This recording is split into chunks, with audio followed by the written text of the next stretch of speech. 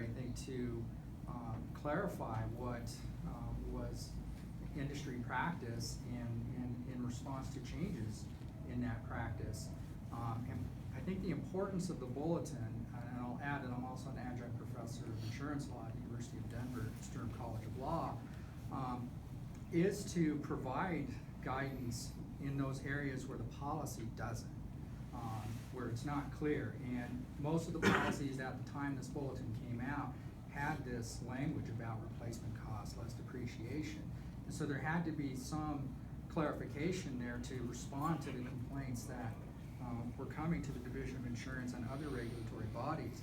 And I heard that one of the concerns the division had was the increasing number of complaints and phone calls and interactions they were having about this bulletin. But I would submit that the regulatory load would be higher in the absence of the bulletin. And so I'm glad that the division is pulled back from that and is looking at providing clarity around that.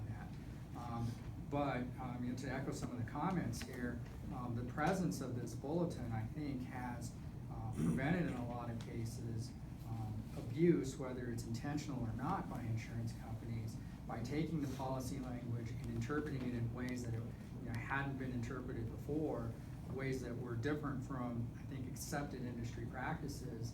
And unless the companies are going to change the actual policy language, I think that that creates a significant issue for insurance consumers, because the end result is usually going to be that the insurance company is paying less, and the policyholders are getting less of a bargain, less of the benefit of the bargain that they thought they had.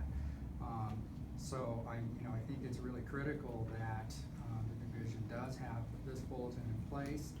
If it needs to be adjusted to reflect realities, I think that's good, and I'm really glad that the division has opened up this dialogue, and will continue to open up dialogues on this kind of an issue, this specific issue, and other property and casualty issues. I know the division has had its hand full with the health insurance issues that are out there, but I feel, and I think there's other practitioners in here and other insurance professionals, that not enough attention has been paid to the property and casualty issues. So I hope that this kind of a dialogue and process will continue to be employed.